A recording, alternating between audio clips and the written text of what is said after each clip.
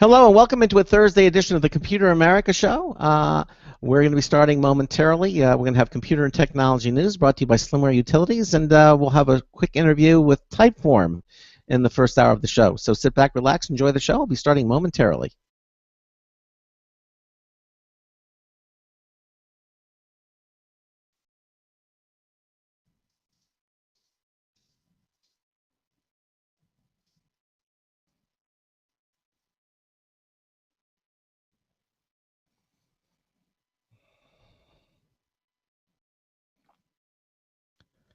You should be able to hear me. Are you saying you can't hear me?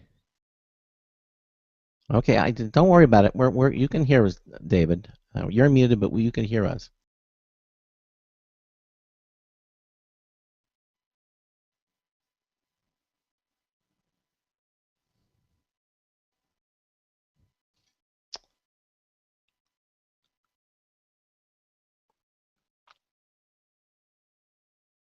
Your show is scheduled to start in 20 seconds.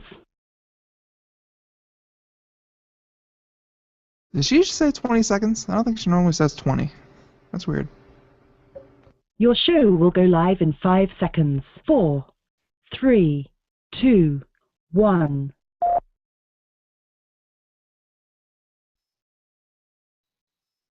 Broadcasting live, it's America's longest-running national radio talk show on computers, Computer America, hosted by national columnist Craig Crossman. Look for Craig's weekly column in your favorite newspaper. This show is being beamed nationwide at ComputerAmerica.com. Keep it here for technology news, computer products, guest interviews, and your phone calls. You're listening to Computer America. Hello and welcome into the Computer America Show. It's the nation's longest-running, nationally syndicated radio talk show on computers. Computer America is heard around the world and coast to coast. And I'm your host, Craig Crossman. And I'm your co-host, Ben. And welcome into a Thursday edition of the Computer America Show. All this week we've been having some really exciting things, of course, all based around the Consumer Electronics Show. We were out there on Tuesday. Our co-host, Charles Tendell, Certified Ethical Hacker, was out there. We had all the different correspondents out there with us, our correspondents from our show. We talked about several of the amazing things that they've been showing out there. And, we're going to follow up with all of that next week. Sandy Berger is going to be on our show. Grayson Hamilton is going to be on our show talking about all the cool things that are out at CES. We'll have a more in-depth coverage for you probably, as I said, next week. Well, I mean, next week, and, let's face it, most of the things they saw at CES are going to be, making the rounds, and we'll probably have a lot of the companies on that were out there. We're going to have them on, throughout the next couple of months. So. Yeah. This is very true. This is very true. But in the meantime, we've got a company called Typeform is going to be on with us, and we're going to see how long we can have the interview. Unfortunately, he's out in Taiwan, and we have a rather sketchy connection with him. But we're going to do our best to bring him to you. Which is strange because Taiwan is where they make the the good wireless receivers. Yeah, that's true. But wireless is okay when you're making a phone call, but for broadcasting, I don't think so. You really need direct connect. However, we're going to be speaking with him momentarily. If you have a comment or a question about anything we're talking about tonight, you can give us a call at 347-884-8881. That's 347-884-8881. We'll get you on and get you through. Email is live, L-I-V-E, at computeramerica.com. You can also join us on a live interactive chat room. You just go to the homepage at computeramerica.com, click on the chat room and live video button. It's right there in the middle of the page. Just put in your username. That's the name will be known by when you go in there. Click the connect, and your browser will move you in there. We also have some different clients that you can add into your browser, so it'll make the formatting look better. That's totally optional to you. And the other thing is you can watch us via our live Computer America video streaming page. It shares the same room. Just when you go to that chat room page, it'll start up automatically for you, and you'll actually not only be listening to the Computer America show, but you can actually watch us as well. It's just that simple. So that said, anything else you want to mention, Ben, before we try talking to our guest? No, I think we should, give us a fair shake. Okay, let's do it. Typeform is the name of the company. It's a website that lets you design and customize forms to get the answers you want from your customers, participants, or whomever. Now, joining us is David Okuniev. David is Typeform's CEO and co-founder. David, welcome into Computer America. How are you, sir? Not too bad, thanks. By the way, I'm in Thailand, not Taiwan. Just in case. Yeah, I didn't because we don't want to smear the name of Taiwan on your show. So it's Thailand, unfortunately. But I don't think it's too much to do with Thailand. Maybe it's quite a stormy day here in Chiang Mai, so perhaps that's something to do with. Well, you got everything working for you here. You've got wireless, which is no good. You got a major storm, which is maybe it's just not meant to be. But well. Let's see how long we last. Yeah, we've got your video turned off, so if all you'll see is David as a silhouette. But anyway, welcome to the show, David. And why don't you tell us a little bit about Typeform? What is Typeform? Why don't you explain it to us? So basically we're a service. We're based in Spain, in Barcelona. And what we do is help our customers create beautiful forms and surveys which render seamlessly across different devices. So what we kind of did when we first started the company is have a look at the way forms were on the market, and we tried to come up with something completely new. We kind of thought that that forms were a little stale and boring, and most people don't really want to fill them in, especially on surveys. So we went about recreating the whole user experience and interface from the ground up, and the result is what we now call a typeform. And the service Typeform is a service which allows you to build those typeforms. So how did you come across the idea, because it sounds to me like you're reinventing forms. And, and why did you feel the need to do that? I mean, what's wrong with it? Actually, the truth of the matter is it was a bit of an accident. It wasn't like we kind of did a lot of sort of market research or anything like that. Myself and my co-founder both ran small digital web agencies in Spain.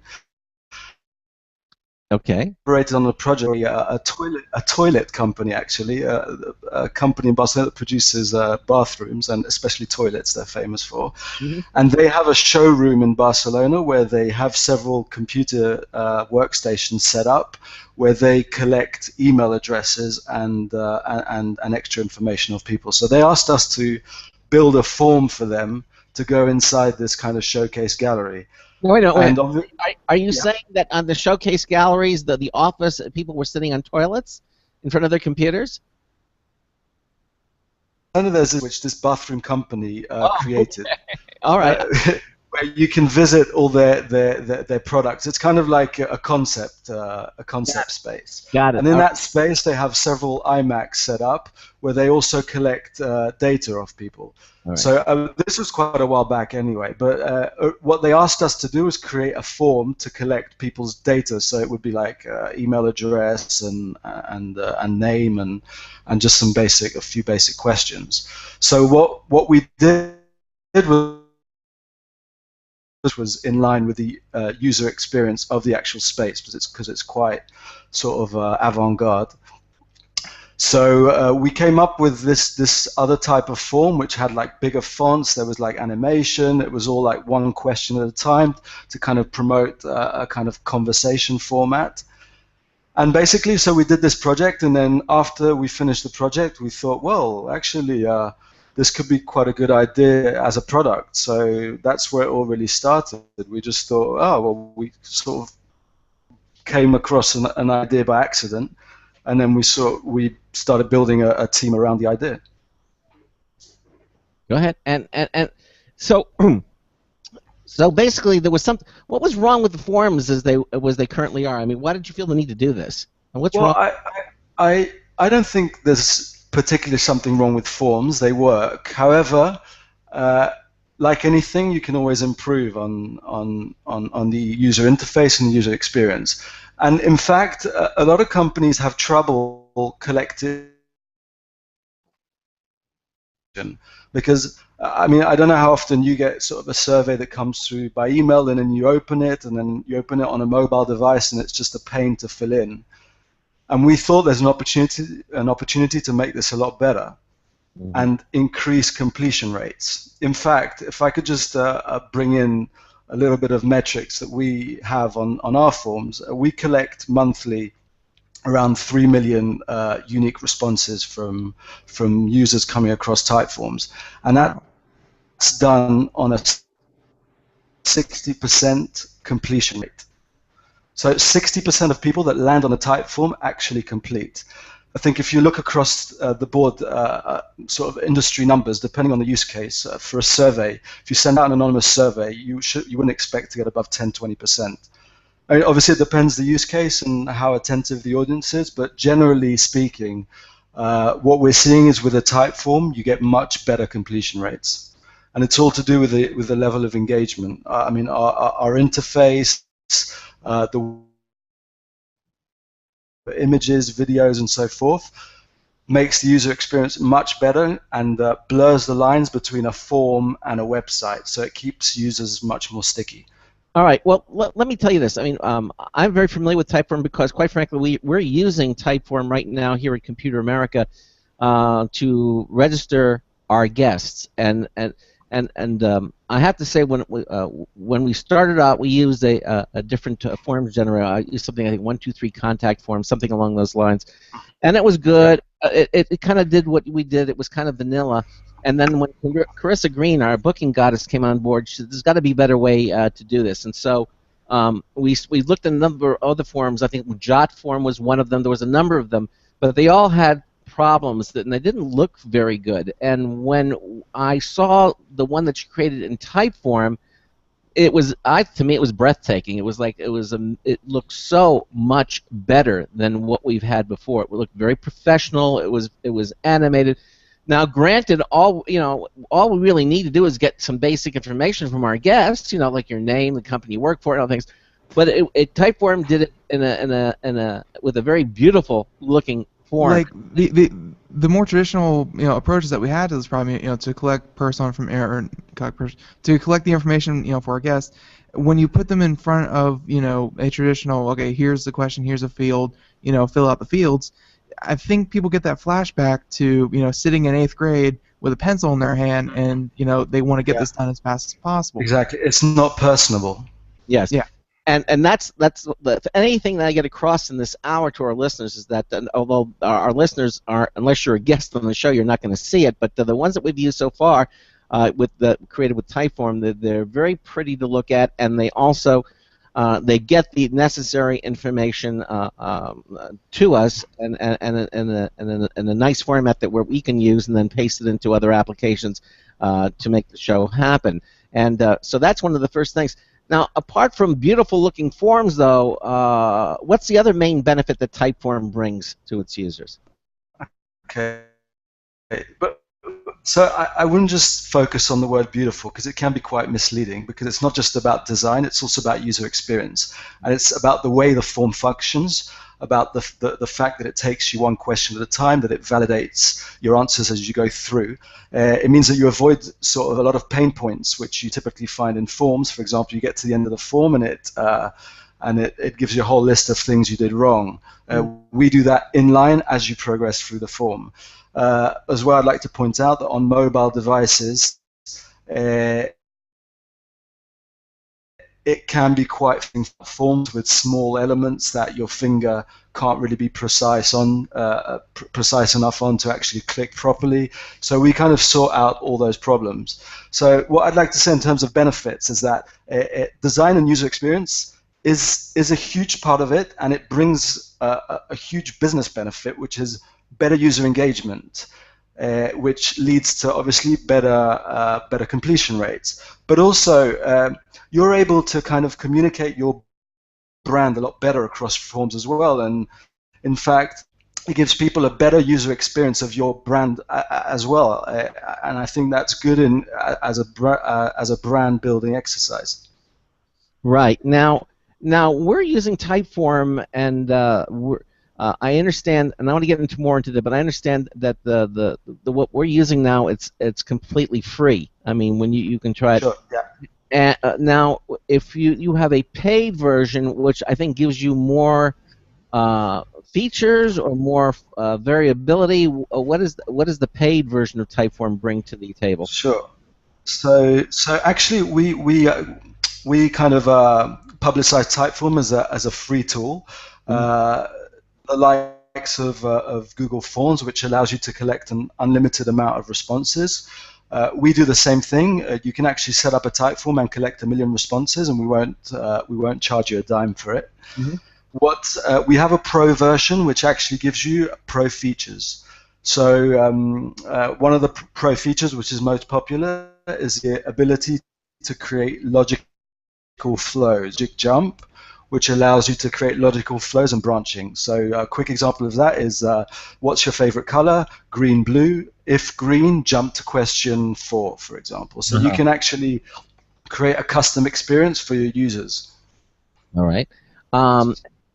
So it sounds it's more, you have a little bit more programming control is what it sounds like. Exactly. You can use a feature called hidden fields to pass hidden variables through the URL into the form. The forms, if that's something that is getting in your way.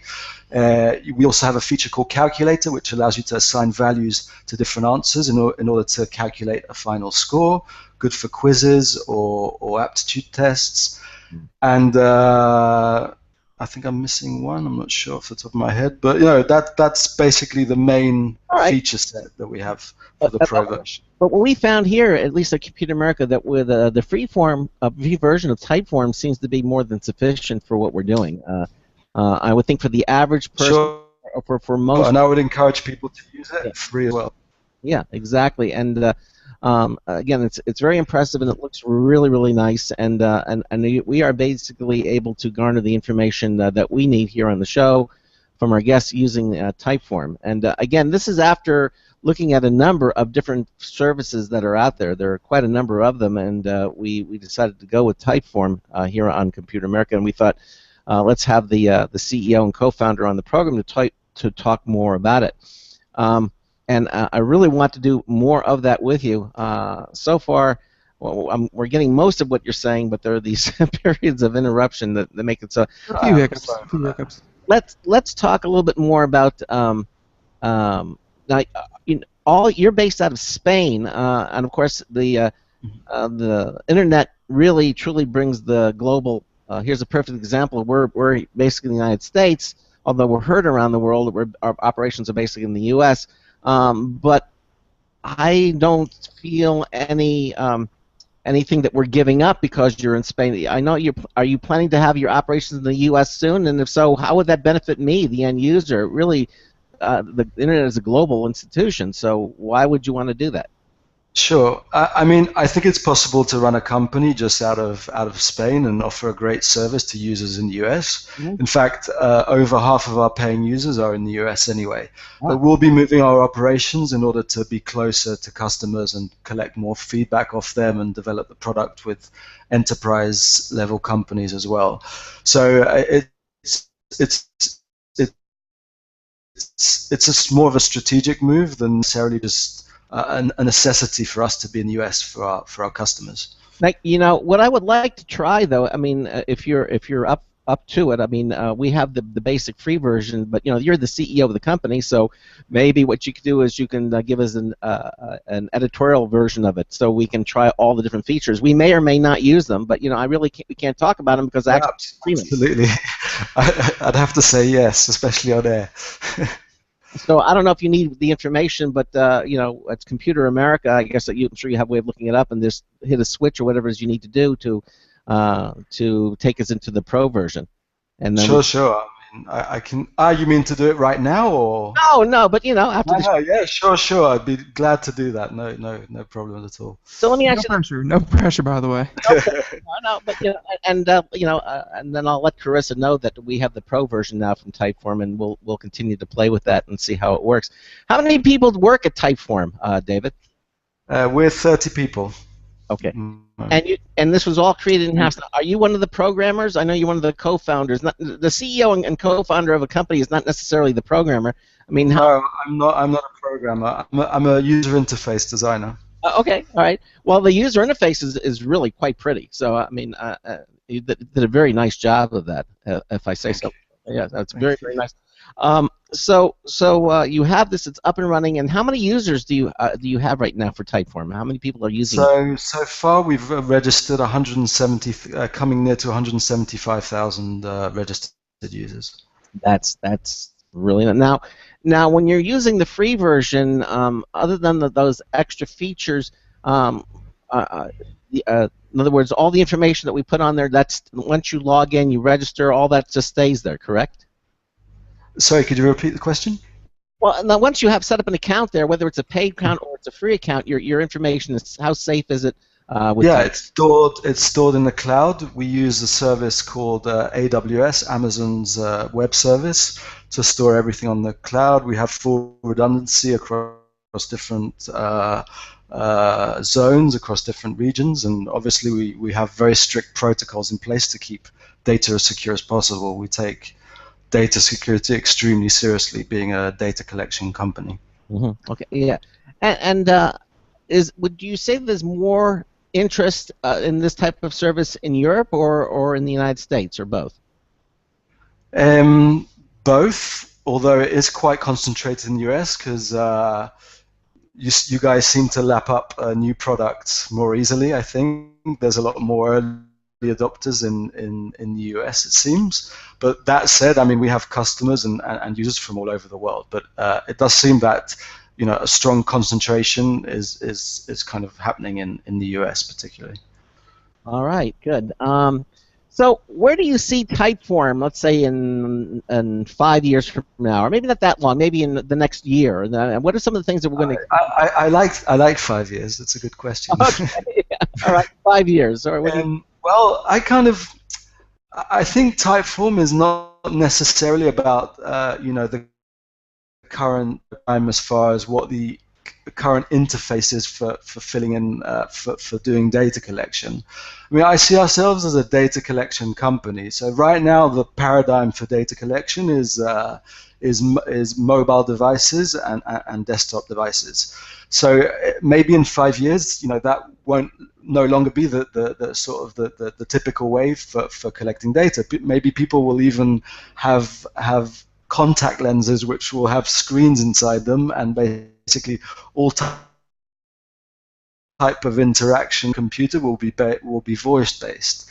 So I'd like to see ourselves move with technology as it moves forward, and not necessarily get stuck in the typical devices to collect data. So yeah, that's basically how I see it. Well, David, I would like to speak with you some more. I think we got some of the basic ideas across. You keep dropping out, and I certainly would like to get more information. So perhaps maybe we can have Carissa Green reschedule you when you're in Okay, more I'll be friendly. happy to come back.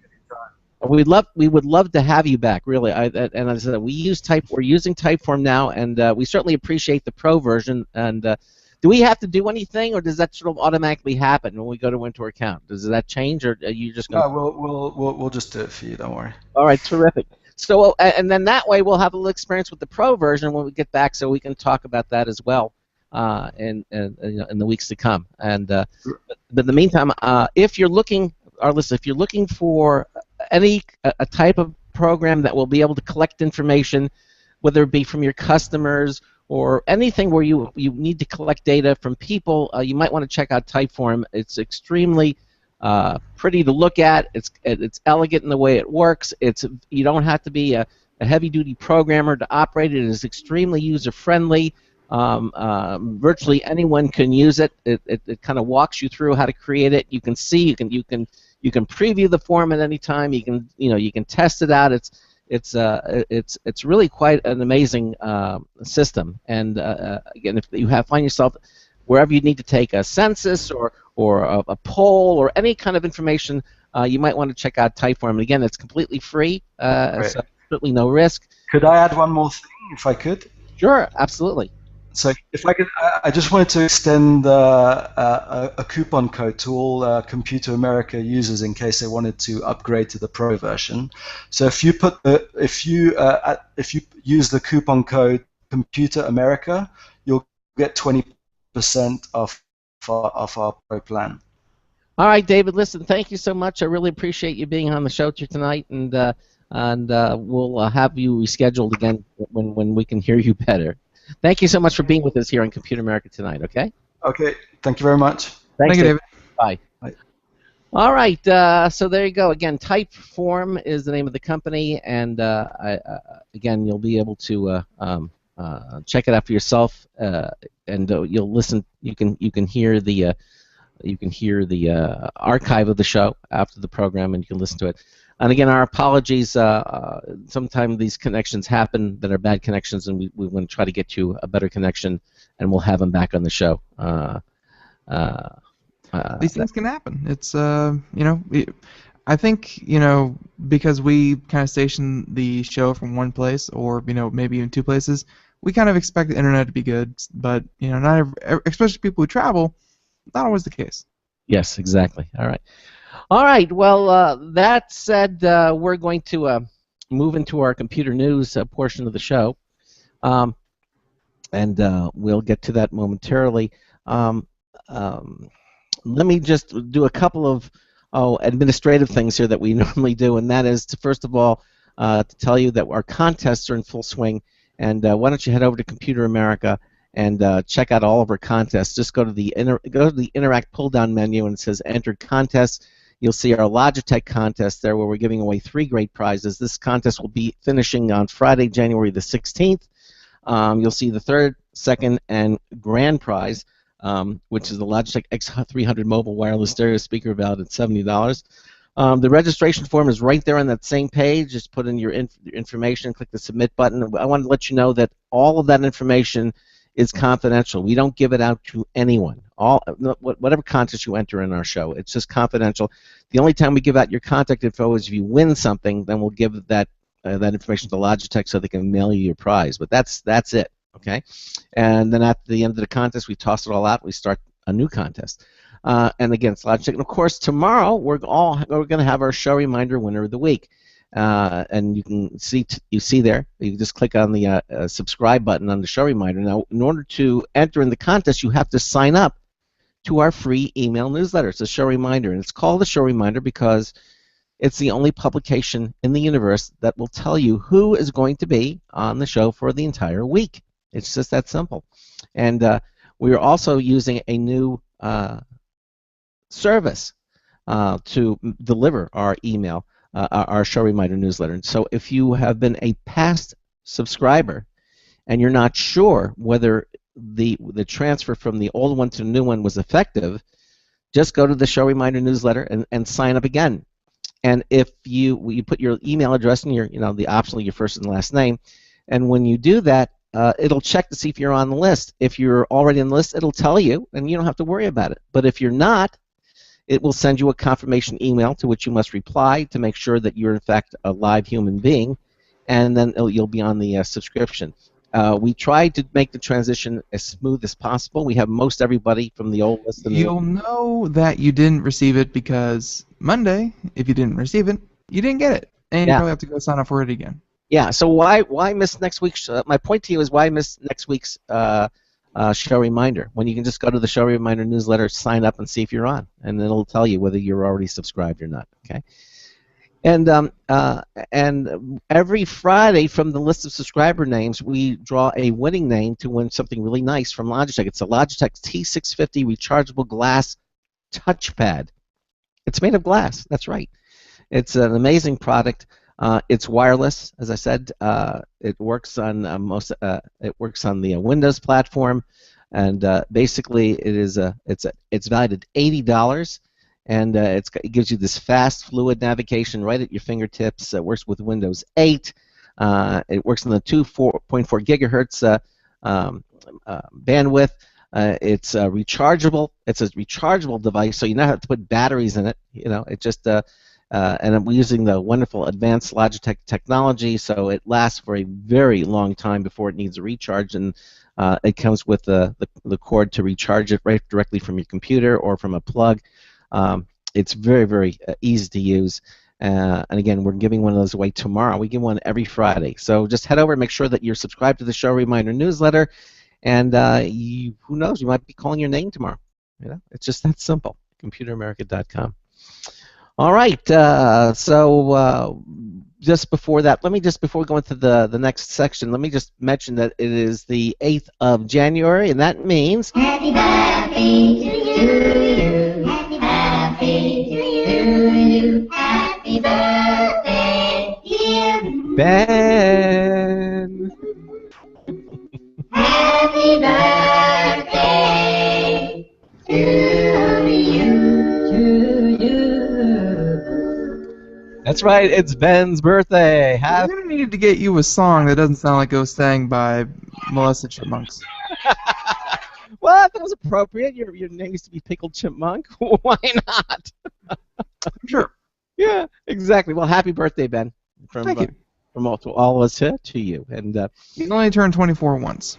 that's true. I mean, if you turn 24 twice, then you're in trouble. So. I don't know. I hear you turned what was it? 38. About 15 times. So at least. Yeah, exactly. Well, you reach a certain mark where you don't want to go any further, and then so just doing it over. But that's not how birthdays go. Yeah, well, it does in my world. Anyway, welcome. We're going to have hour 2 of the Computer America Show. We're going to have a news tips bulletin review from Marty Winston. That's coming up next, and then we'll go into the computer news portion of the Computer America Show. That's brought to you by Slimware Utilities, the official optimization software of Computer America. All that's coming up and more. Stay tuned for more Computer America.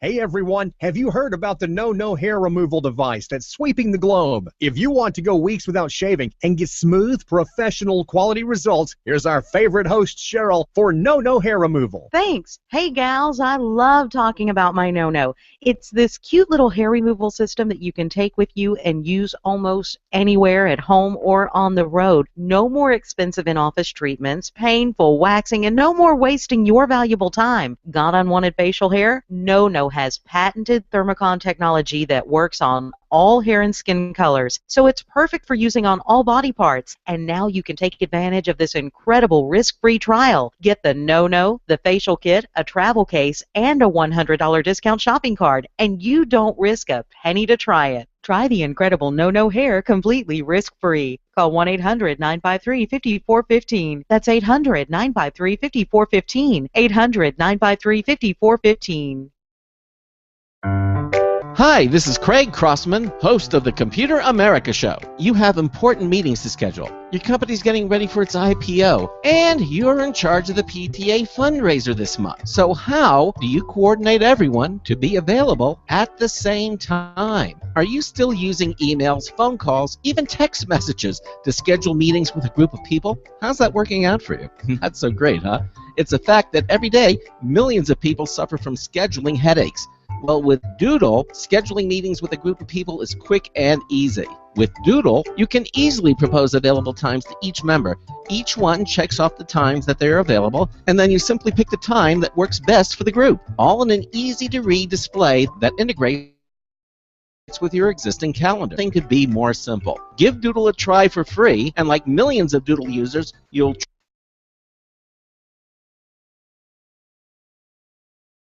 www.doodle.com.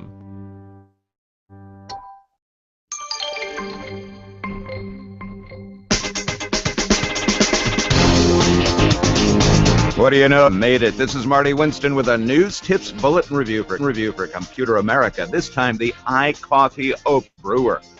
Remington Designs sent their iCoffee Opus single-serve brewer, and we're impressed. Its water reservoir holds 75 ounces, so we get more cups per fill, except that we can fill cups more with 17 choices in half-ounce increments from 4 to 12 ounces. Our current brewer only offers 5 size choices. Its drip tray is held by a magnet, and when you slide it out, you can fill a tall travel tumbler. The coffee chamber can hold any K-cup, including the new interactive ones, and it comes with an adapter for making non-K-cup brews. The coolest tech in this is that steam and hot water feed in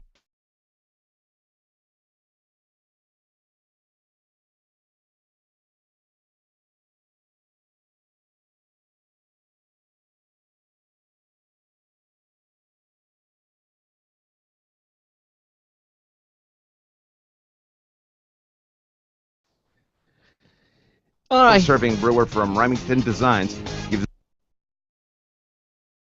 in many cases a better cup of coffee. This is Marty Winston. America.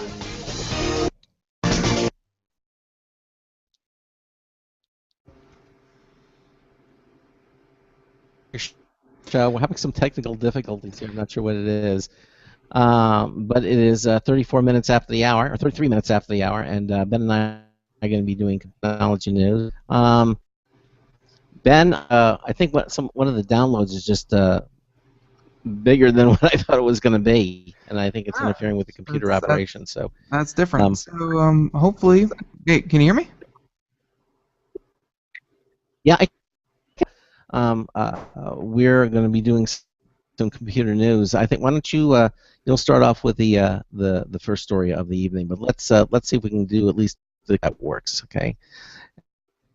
And we'll see if that at least I can get that. Tonight's computer and technology news is brought to you by Slimware Utilities, the official optimization software of Computer America. You can use slimwareutilities.com to clean, speed up, and optimize your Windows system for free. That's right, everything of the Slimware Utilities. And we strongly recommend that you go to slimwareutilities.com for all your utility needs when you want to clean them. We used to hear the Crossman household.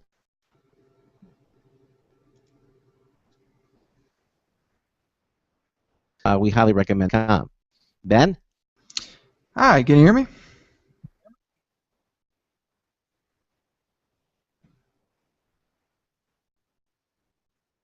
Yes, I can hear you. Yeah, that's fine. All right. Well, assuming the internet connection holds out, let's just, hopefully I'm not dropping too much, and we can just continue on with just get started with the story. This first one is from Popular Science, and I guess it makes kind of a benchmark, and the benchmark being that only for the second time ever, a cyber attack has caused physical damage. Wow. So it's the dawn of a new kind of war. So, the terrifying specter of, and again, Popular Science, the terrifying specter of future of cyber attacks is that someday a malicious actor will reach through the internet and cause real, tangible, physical harm. It sounds like a Hollywood plot. A computer is compromised and suddenly the machinery of a factory is broken. Yet, despite the panic, until recently there's only been one such confirmed case, and that was Stuxnet, an American-made virus which disrupted an Iranian centrifuge used to enrich uranium in the late 2000s. Then, last month, Germany published a report of another cyber attack turned physical, a furnace at a steel mill that wouldn't shut down. All right. Scary. So, it's not clear when the attack in Germany took place. The report issued by Germany's Federal Office for Information Security, or the BSI, they indicated that the attackers gained access to the steel mill through the plant's business network, then successively worked their way into production networks to access systems controlling plant equipment. The attackers infiltrated the corporate network using a spear phishing attack, sending targeted emails that appears to come from a trusted source in order to trick the recipient into opening a malicious attachment. So once the attackers got a foothold in one system, they were able to explore the company's networks, eventually compromising a multitude of systems, including industrial components on the production network. So the attack caused physical damage, though the report doesn't clarify if the damage was intentional or a byproduct of the malicious access to the steel mill. And the physical damage is significant.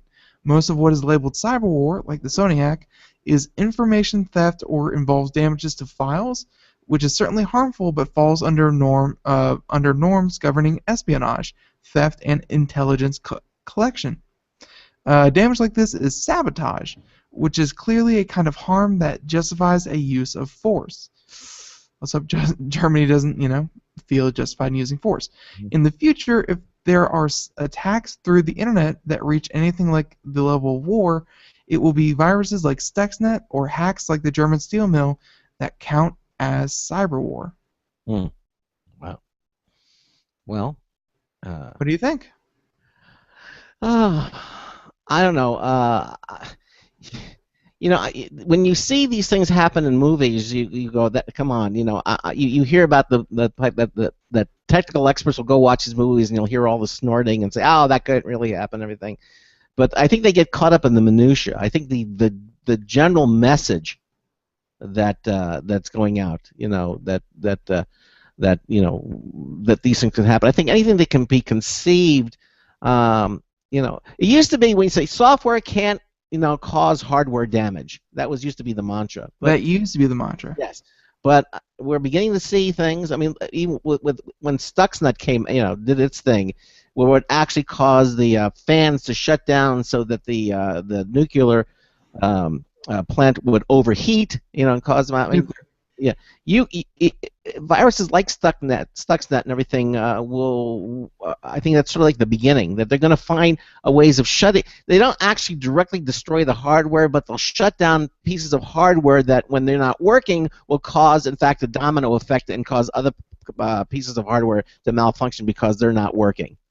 So I could see that happening. I mean, let's face it, it's a steel mill. Steel mills have been around since, early 1900s, late 1800s. Mhm. These should not, or are normally not very high-tech pieces of equipment. I mean, get metal hot, pour metal into whatever shape you want it, let it cool, you're done. Mhm. But I think it's because something that used to be so mundane, like they'll write these programs and they'll control it using computers, but security just isn't thought of. Why? If you had a file containing passwords, yeah, people might want that, but it's just a steel mill, and so security, because it takes a backseat to function, it's so much easier to control and hack into. I mean, all they needed was just one email, one ditzy secretary to say, oh, what's this? Yeah, sure, I'll download this, whatever. My boss wants me to, and bam, your entire the entire furnace is set to overkill for the next 3 years. Mhm. It's new. It's different. You're putting all these things into computers' hands, metaphorically, and then you can't be surprised when other people can control it, not just you. Yeah. Well, again, it's even those these types of companies, they say steel mill, they've been around for so long, and that's very true. They've been modernized because with equipment that makes it run more smoothly, and if you can shut down some of those pieces of equipment that keep things cool, or whatever they do, or fans, or whatever it might be, that can have that, as I said, that domino effect and cause things to malfunction. And I think that's the danger. Well, that's what they did, and it's we have Charles Sandell on all the time talking about cybersecurity. We have many a company, talking about, hey, protect your equipment, and the consumer is definitely at risk. But I feel like these bigger companies, they hire one little guy and they say, hey, make sure we don't get hacked. Yeah, well, that's and that one little guy, he can put up a firewall and he could tell everyone to change their passwords every month, but that's not going to keep people out of your system. No, that's not.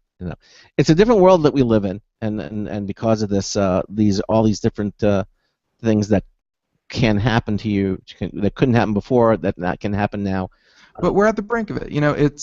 I mean, computers in the workplace, sure, there've been a couple here and there, ever since the 70s and the 80s, but I think just about the last 10, 15 years, computers have reached every workplace. Everyone uses computers. Right. They are everywhere. And heaven help you if someone gets in there and starts shutting things down. We might find ourselves going back to the previous century. Now that right there, what you just said, now that's hyperbole. That sounds like a movie. It could be. It's going to cause some damage, but you can't be sent back to the last century because Jimbo with Dorito dust on his fingers, took control of your computer. I don't know about all that, but hey, it's good. I think cybersecurity is going to play a bigger and bigger role. I think you're right. I think it was. I think Charles Tendell has his job. He's in the right field for job security. He does have job security. Hey, did you know that? Cybersecurity. Yes, cybersecurity. Did you know, according to Engadget, that Windows 10's browser? Oh wait! Before you do that, Yes. can you play that update alert deal? Oh yeah, sure. Oh, you want to do an update? Yeah, why not? Okay.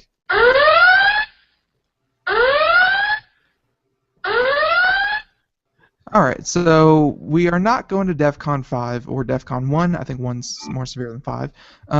But you should know that Skype has a new update.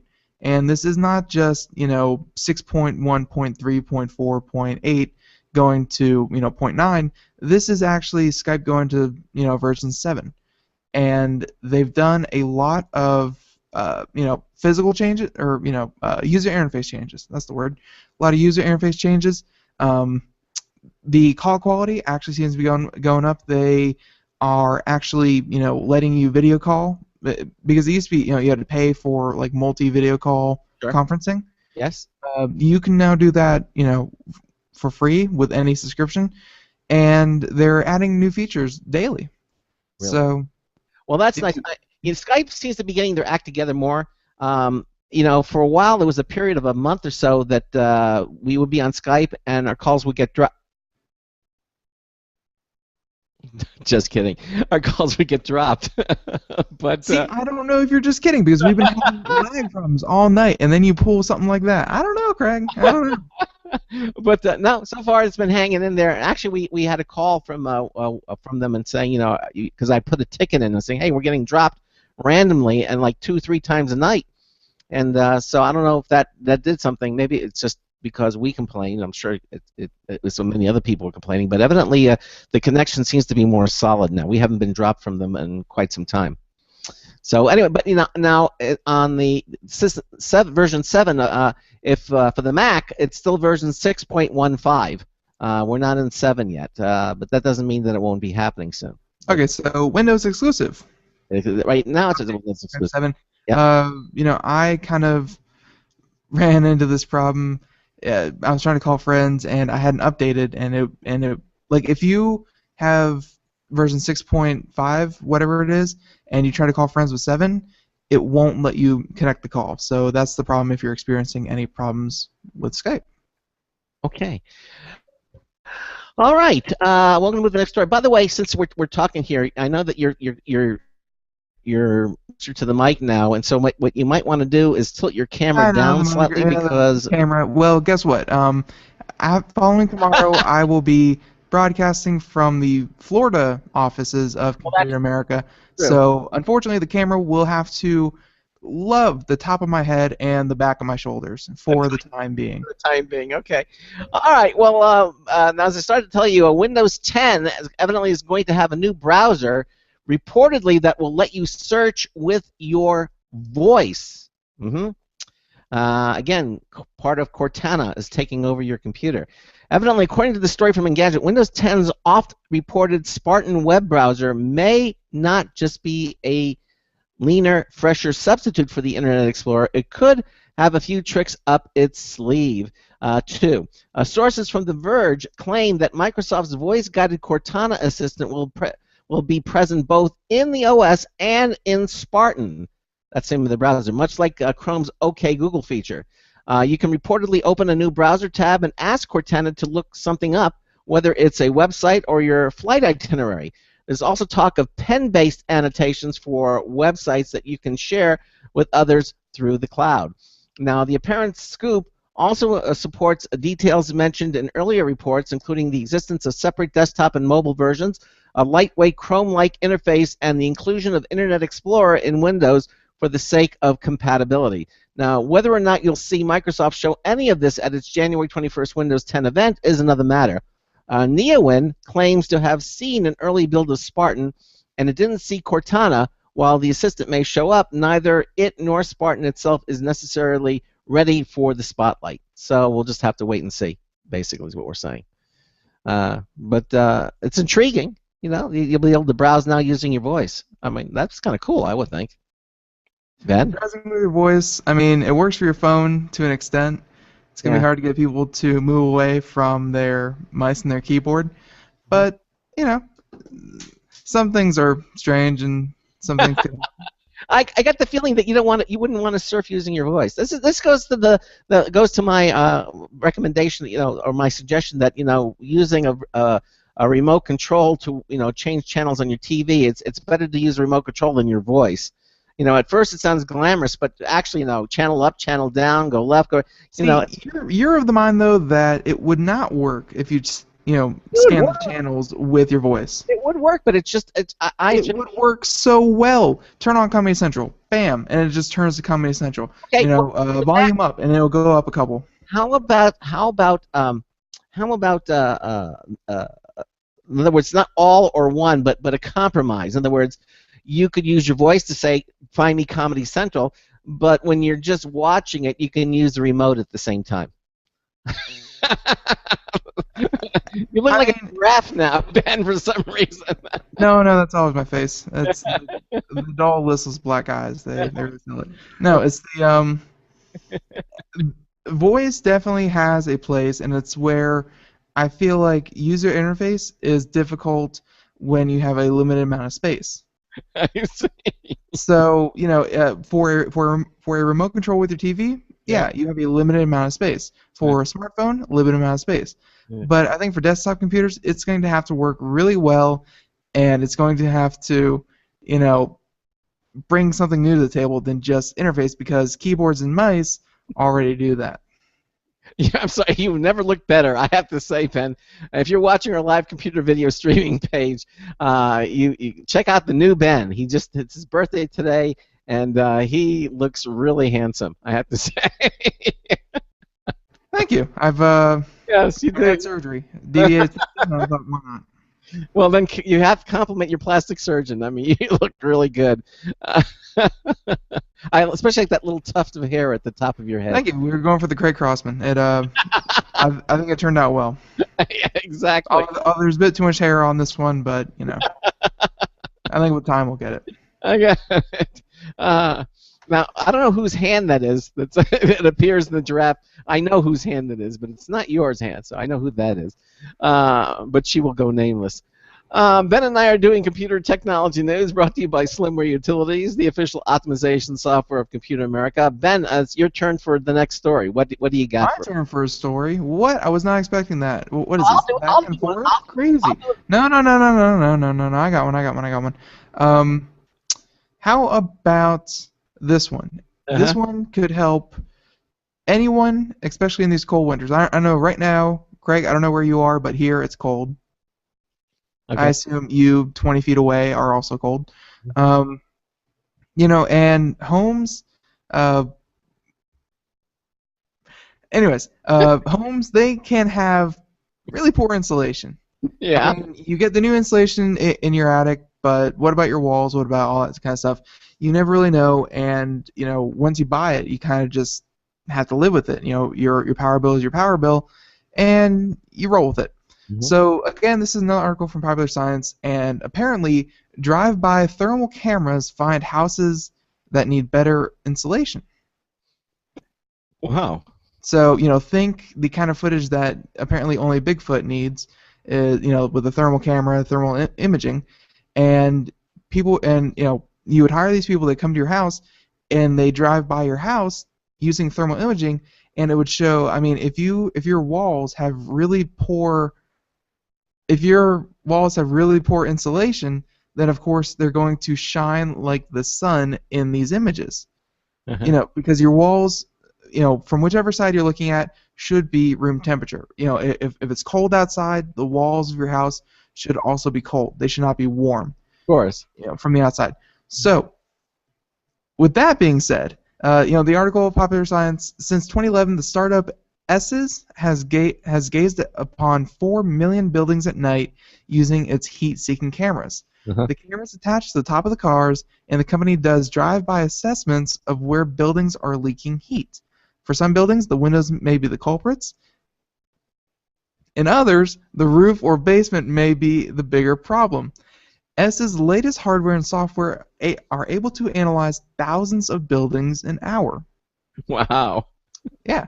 So, armed with this data, SS advises its clients, cities, schools, and the U.S. Department of Defense on how to fix the leaks. Their software is able to tailor its advice to a certain budget or time frame. In one interesting service, SS uses trend data to tell utility companies not only which utility customers are leaking heat, but which ones are most likely to do something about it. See, now that's big data. So, so their data analyzes the data about households across the U.S., including the mortgage payments, their members' ages, and their utility bills, to figure out who's most likely to buy new attic insulation, for example. It's kind of weird use of predictive data, but ultimately the results mean energy savings for households and for the environment. Go on. So, I don't know if that crosses a line with you, Craig, at all. I mean, what do you think about the data, them collecting all that data, putting it into categories of people who can afford new insulation, people who need new insulation, and people who are most likely to re-insulate their houses? I think it's clever marketing. I don't know. It all depends how they're going to use the data, obviously. It all depends on what kind of position you're in. If you're a homeowner that didn't really realize that you're losing energy, and someone knocks on your door and say, hey, you're losing a lot of energy, I might be appreciative of the fact that they let me know, or I might, the flip side of the coin, and say, well, how do you know that? Well, why are you coming to me and telling me this? Go away. It's like anything else. It can be intrusive. It could be something that I needed to know, or it all depends on. It could be intrusive, but I mean, I don't know about you, but I have not done a drive-by thermal imaging of my house at night. It's just something that really doesn't happen. So it's a service. Obviously, it seems like this company S's is either hired by a school district, is hired by a utility company, is hired by the city. Not exactly a personal thing, but it tells them, which houses are the problem child. Yes, it does. But how that will be received by that particular homeowner is up in the air. No. It's if you didn't know that they were collecting all the other data and kind of making these graphs showing who's more likely to buy our product, then you may be kind of miffed. Yeah. But if you only knew that, hey, your house is leaking heat, and you can save a ton of money on your energy bill if you got some new insulation, they could be thankful for that kind of information. It all depends on the situation. I mean, I think it's a good idea, but like anything else, it has to be monitored carefully. That's what I guess that's the bottom line. Well, luckily, thanks to big data, everything's being monitored. So yes, it is. Yay, big data. Yay, big data. I love the. If you're watching our live Computer America video page, you can see it's Ben's birthday, and you can see the new Ben on your screen. It will provide you hours of enjoyment watching. I got a tan. Yeah, you got a tan. In January. And I love the haircut. And I love how we have the now moving camera. In other words, it's actually panning all around him. We also hired the NFL, so we have flybys as well. Yeah, we have a camera person now who actually is on the payroll that now pans around. Then you can see him from all angles. The cameraman is completely temporary and may actually be losing their job. So you never know. Don't say that. Okay. Well, you just insulted the cameraman. Yeah, the cameraman is insulted. Yes, exactly. But I still think that she's doing a good job. I don't know if we have time to do this story here. This is from Yahoo Sports.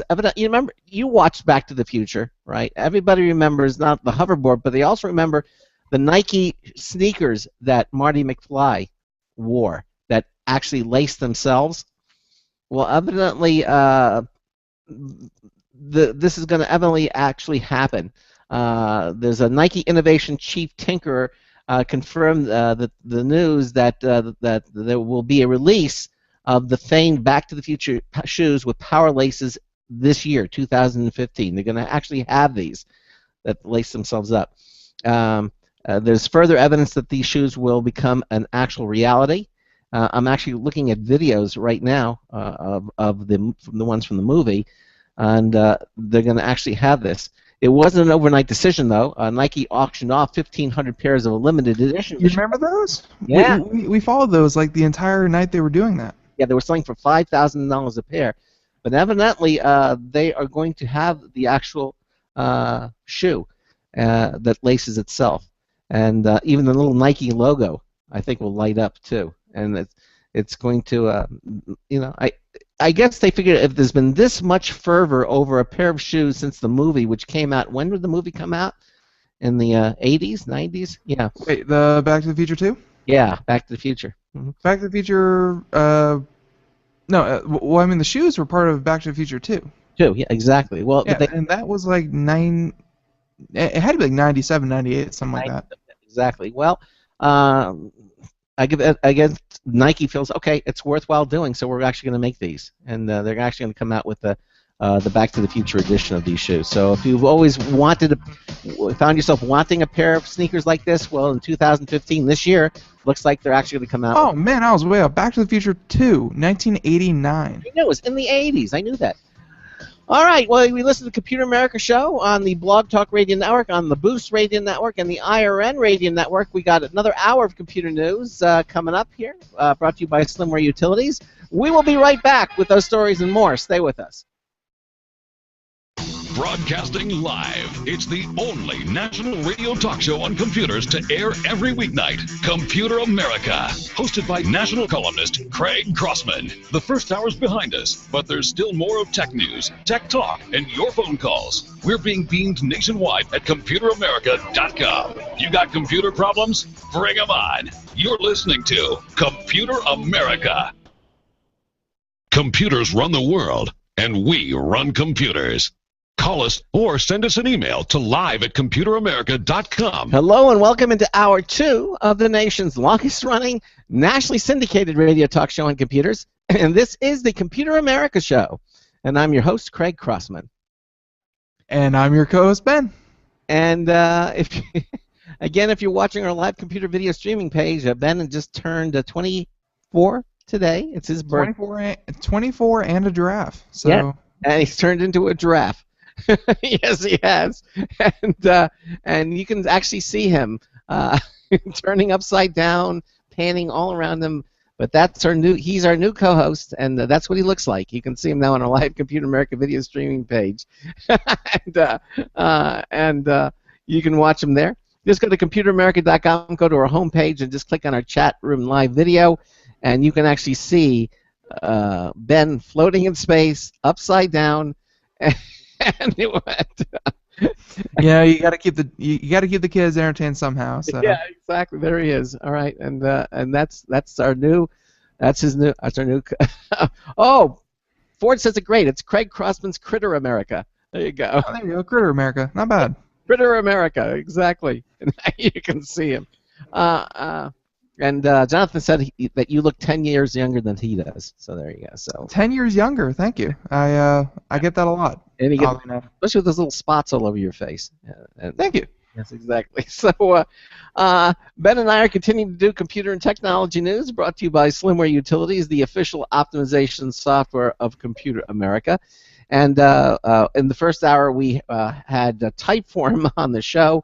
We had the company's CEO and co-founder, David Akuniev, on the show with us, and we're going to have him back again because you don't want to know what just happened on the video. You need to turn on the video and watch that. I'm good. Okay. There's some thought here. And we're doing computer and technology news brought to you by Slimware Utilities. It is. And you can watch us on our live Computer America video streaming page. Just go to the chat room and live video, and you can watch everything that's going on, all the computer antics here on the program. By the way, about that last story. Yes. Uh-huh. Is that going to be a limited running as well? No, I think they're going to come out with it full blast, and they already had the limited run. And according to the story, because it's been such a success, people have been wanting. It's amazing to me that Nike's been sitting around saying, what can we do next? What's the next shoe going to be like? And all this time people were saying the self-lacing shoes. Everybody wants these, So Every one finally, of those for the limited run. yeah, and they sold them out for exorbitant amounts. People want them, so I guess the answer is just finding a way to manufacture them and make them affordable. And I'm sure in this day and age, with the technology we have, they can do something like that. And evidently they're Well, I going mean, people wanted them, and people. I mean, I'm pretty sure all the proceeds of that went to charity as well. Yeah. Right. So they're going to actually come out with the a Back to the Future edition of the shoes, of the sneakers, like Marty McFly demonstrated, and they are very cool. And evidently, they're going to be coming out with them sometime this year. Maybe I'll get a pair, or you can get a pair, Ben. At least, they look very comfortable. They look They comfortable. look so 80s. Well, it's supposed to be in the future. What year was it? 2000 and something when he was wearing them. He was way into the future. 2015. 2015. That's right. So maybe for 2015, they finally said, okay, we're going to come out with them for 2015. Yeah, we finally reached them. There it is. Okay. So I just did the last story here. So why don't you pick a story that we can continue on? Okay. Sure. All right. Well, we actually reported on this last month. Mm-hmm. Last month being December. Sorry, I'm completely distracted. And Mozilla and Yahoo tied the business knot, where apparently it used to be Google was the de facto search engine for Mozilla. Because Google, let's face it, everyone uses Google because Google is its own word synonymous with search, and Mozilla was always keen on using that. The only thing is that Google has their own search engine, or their own browser now. You may have heard of it. It's called the Chrome. Yes. It's called the Chrome browser, and Mozilla didn't feel like promoting Google, who was their direct competitor, by using their product on their product. Uh-huh. So in comes Yahoo, who has been doing a lot of rebranding in the past couple of years. Yep. Their new CEO is, her name is currently escaping my mind, but she has done amazing things with turning around Yahoo. People thought Yahoo was dead, old, could not be reformed, and she proved them wrong. Mm-hmm. So, with Yahoo, they went to Mozilla Firefox and said, hey, let's make a business deal.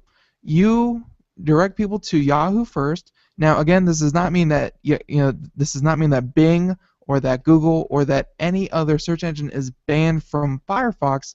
It's just that the default search engine for Firefox is Yahoo. You see, they learned a lesson from Microsoft because they tried to pull that out within Internet Explorer, and they said, well, we're not going to not have history repeat itself because that's basically illegal. Okay, and so they've learned from that, so they're not going to do that. But you're right, but I think they're going to come up with the default engine now as Yahoo, but you can change it to whenever you want. Yeah, and don't get me wrong, it's really easy. It's just a drop-down menu. You choose which one. But people are lazy. Yes, everyone, all of you, you're all lazy. You're lazy in the fact that whatever you have first, and if it works, you're not going to change it. Or at least that's what Yahoo was counting on. So, here's this article. This one from Wired, and they're saying that things are looking up for Yahoo. The venerable internet company has made some significant gains in the U.S. internet search market, while Google has experienced its biggest drop in market share since 2009. The changes come after a deal made back in November when Mozilla Firefox browser switched to its default search engine from Google to Yahoo. Mm-hmm. So, according to StatCounter, Google now has the smallest share of the U.S. search engine market since at least 2008. Its share fell to 75.2%. Oh, the poor babies fell to 75%. How will they survive? Yeah. In December, from 77.5% in the previous month. So a whopping 2% drop. Mm-hmm. Yahoo's share, meanwhile, leapt from 7.4% to 10.4%. That's a 3% jump. Mm-hmm. Its mobile search traffic saw similar growth from 8 to 10%. Mhm. The gain is natural considering the widespread use of Firefox, and according to StatCounter, Firefox accounted for about 14% of U.S. browsers. I'm pretty sure browser-wise, Chrome is still dominant with their 56% Mhm. of the market share. You know, like Chrome is way up there, but the jump for Yahoo users is totally based on the fact that they made a deal Mhm. with Firefox. So, Yahoo's standing in the industry has been shaky as of late, with ever-increasing competition from behemoths like Google and Facebook, an evolving online landscape and digital advertising business on the decline. The company is facing some big challenges, but it's not all bad news. No, evidently not.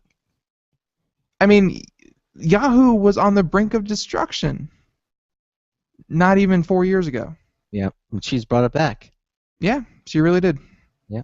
I mean, if you right now went to yahoo.com, and if you remember, for the longest time they had their it's called an internet portal, Mhm. where they have links and clickbait, and you can go anywhere from one Yahoo page.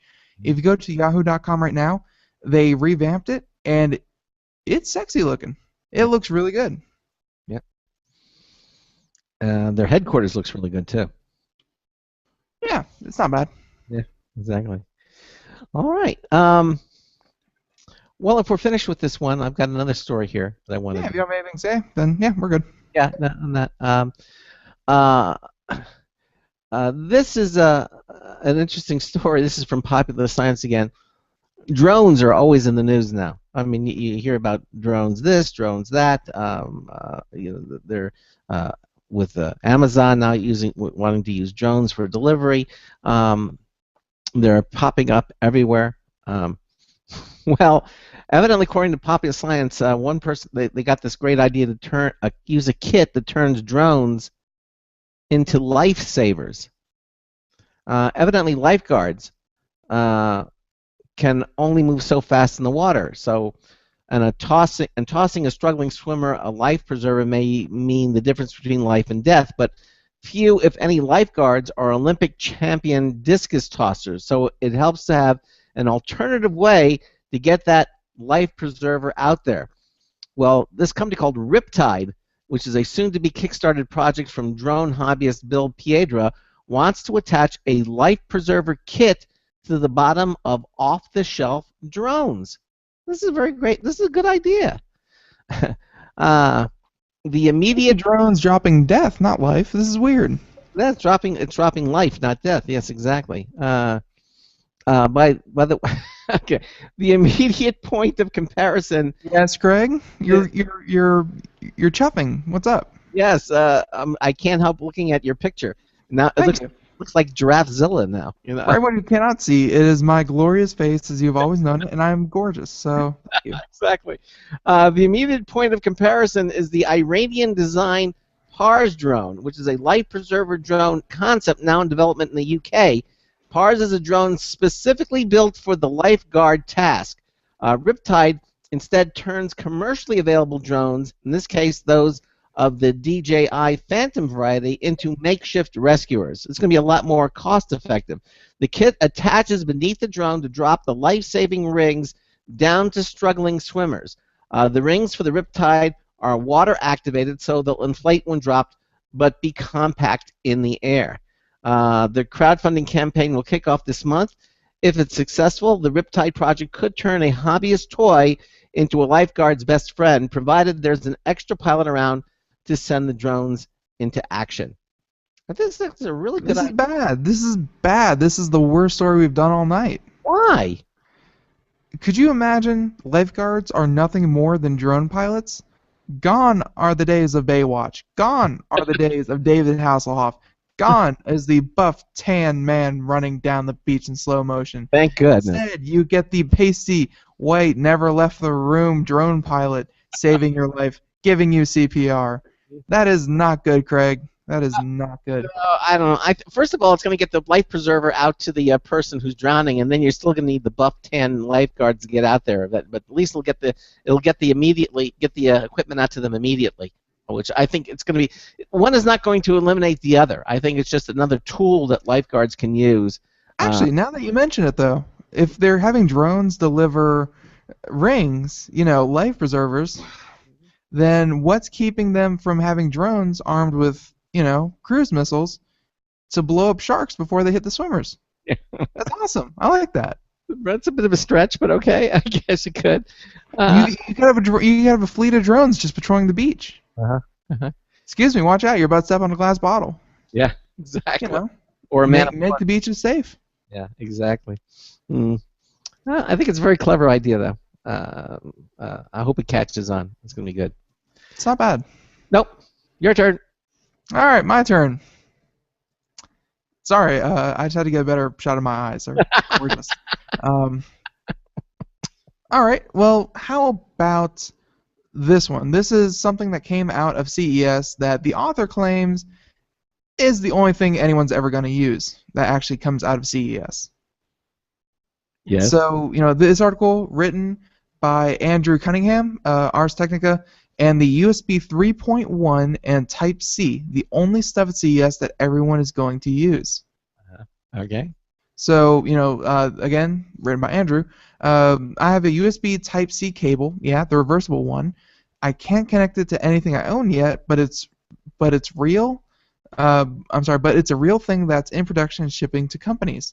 Most of CES amounts to so much smoke and mirrors and vague hand-waving about the future, but I can say with all confidence that this little port is a thing that everyone reading this will start using in the next couple of years. He got the cable from the USB Implementers Forum as part of a general update to the state of both USB 3.1 and the new reversible Type-C connector. There wasn't much information about either spec that we haven't already heard, but the difference is that the connector and spec update are very close to being in our hands. And, I'm not going to read this rather lengthy article, but I think what everyone needs to know is that what these Type-C and USB 3.1 cables are. Have you ever had the moment where you're plugging a USB connector in and you're feeling for it, you try to plug it into your computer and it's the wrong way, so you flip it over, you try it, you plug it in and it's the wrong way again, and then you flip it for a third time and then it finally goes in. Right, exactly. And it's because it's the doubt that you say it doesn't go on immediately. You say, oh, it must be upside down, and you turn it up, but you actually had it right. You just weren't patient enough to get it in the first way. So it's usually the third try that gets it in. Yep, and we can make a lot of innuendo jokes here, but we're not. No. But these new cables, they're going to be both ways.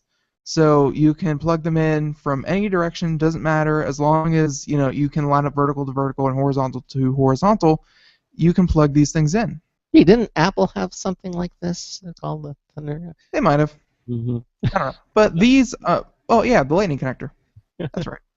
Yeah, but think of the Lightning connector, but it's going to be with USB and all that good stuff, which is about time. This is a holdover that is a long time coming.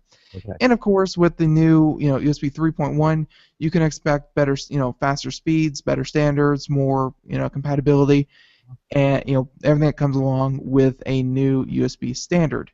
So look forward to it. They said that the 3.1s are going to be on par with Thunderbolt. Thunderbolt being only for Apple. Yeah. Thunderbolt and Thunderbolt 2. So I guess that's about it. Look forward in the next couple of months to USB 3.1.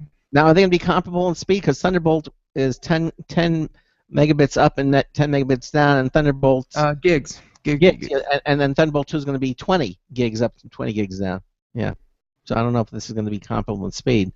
And by the way, Thunderbolt, although it's Apple, it was developed for the Apple by Intel. But Craig, the downside of Thunderbolt compared to USB? What is that?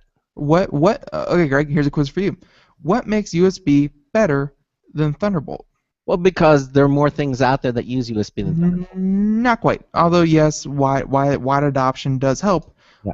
Why is USB used in more devices than Thunderbolt? Because Thunderbolt clearly has the speed hands down. It's more costly. Nope. What is it? With a USB 3.0, you can charge devices way quicker, way quicker. It can, it can, run electricity much better than Thunderbolt ever could. Data rates, Thunderbolt wins. Electricity, USB wins, and that's why it is king for things like, smartphones and gadgets all over the place. It's electricity. Okay. Sometimes with cell phones and things, you don't need the high data rate transfer, but certainly power is important. So, obviously, there's room for both of them. So. Oh yeah, no, for sure. Until one can do everything, I mean, you're having the same conversation you're having with solid-state drives and normal hard drives. One has capacity, one has speed, but there's room for both. Yes, there is. Okay. All right, Ben and I are continuing to do computer and technology news, brought to you by Slimware Utilities and the official optimization software of Computer America. And this next story here, well, it's interesting because this can get so confusing. But we're going back to CES.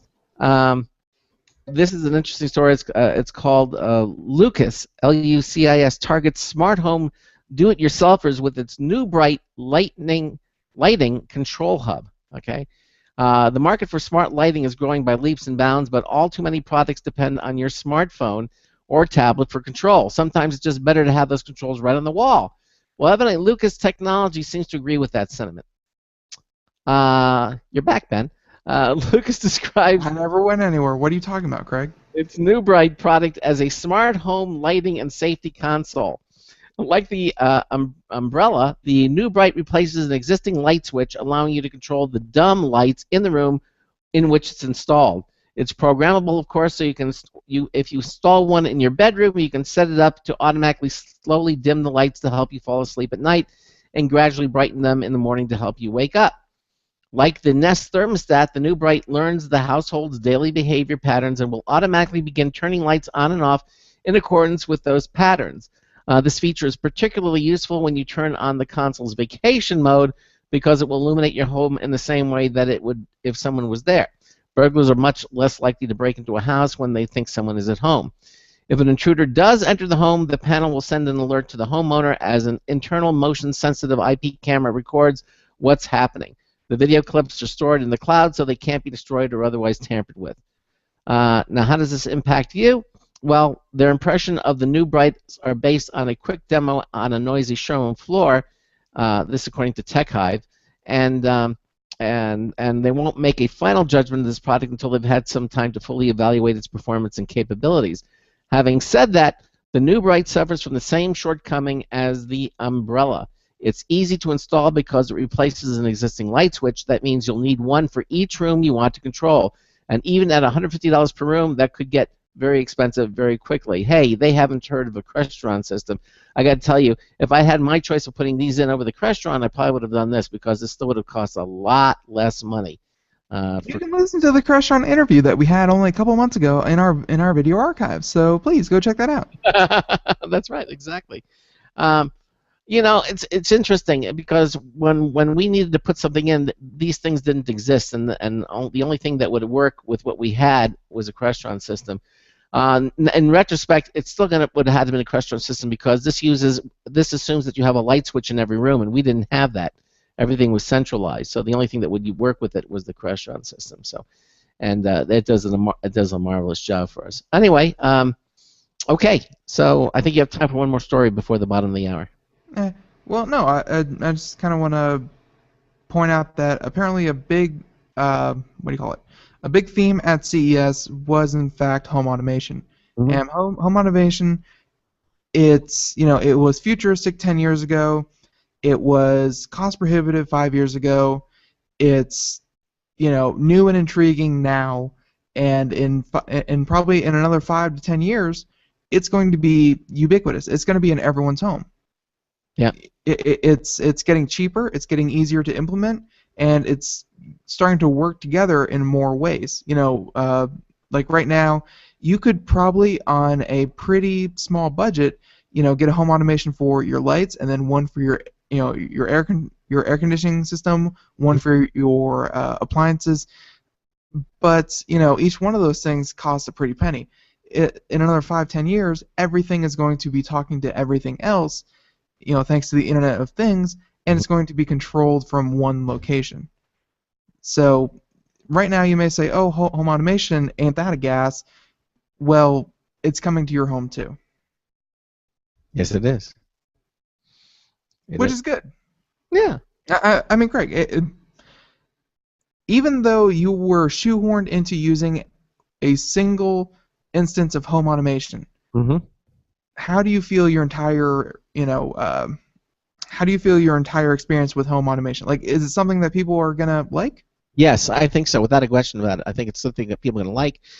It's just gonna make homes more, make them more homey. I mean, they're gonna make you feel more at home in your home, and because you're gonna have more control over your home.